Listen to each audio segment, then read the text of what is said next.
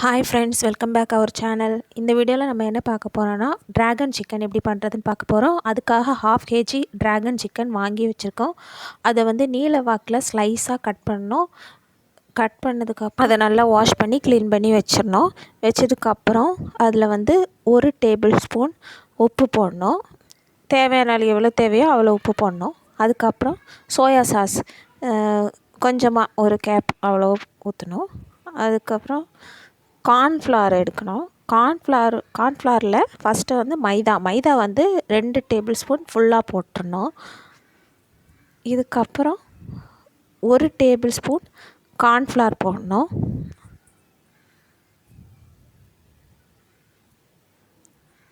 ஒரு table spoon ஃபுல்லாகவே cornflour போட்டுடணும்.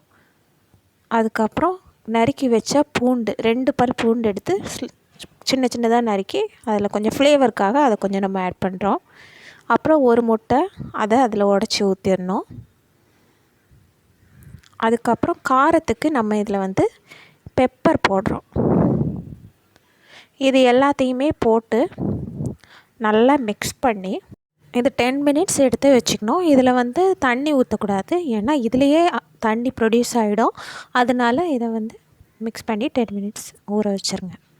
இது ஊறினதுக்கப்புறமா எண்ணெய் வந்து கடாயில் எண்ணெய் நல்லா ஹை ஃப்ளேமில் வச்சு சூடு பண்ணதுக்கப்புறம் ஒவ்வொரு பீஸ் எடுத்து இந்த எண்ணெயில் ஃப்ரை பண்ணி எடுத்து வச்சிடணும்.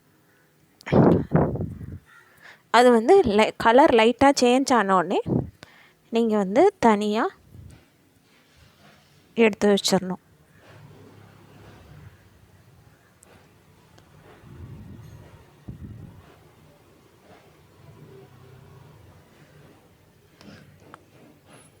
இது 2வது ஸ்டெப்பு போடுறோம்.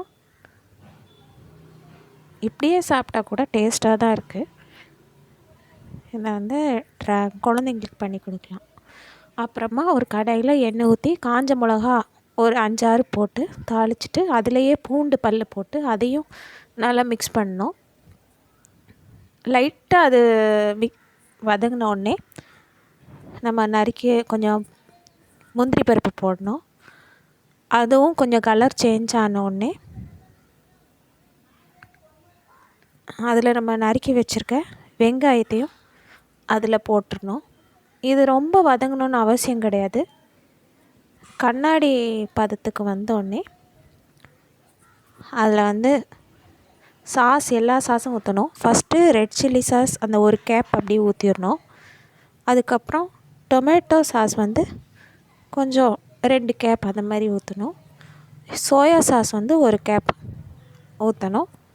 இதை நல்லா மிக்ஸ் பண்ணணும். மிக்ஸ் பண்ணிகிட்டு இருக்கும்போதே கேப்சிகம் போடணும். கேப்சிகம் நல்லா வதங்கணுன்னு அவசியம் கிடையாது, லைட்டாக வதங்கினாலே போதும். அதுக்கப்புறம் நம்ம வந்து ஃப்ரை பண்ணி வச்சுருக்க சிக்கனை போடணும். அதுக்கு முன்னாடி கொஞ்சோண்டு உப்பு போடணும், தேவைக்கேற்ற உப்பு போடணும். அப்புறம் ஃப்ரை பண்ணி வச்சுருக்க சிக்கனை போட்டு நல்லா மிக்ஸ் பண்ணி எடுத்தால் போதும்.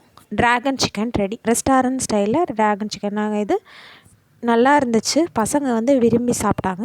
நீங்களும் உங்கள் வீட்டில் செஞ்சுட்டு ஃபீட்பேக் எனக்கு அனுப்புங்க. தேங்க்யூ.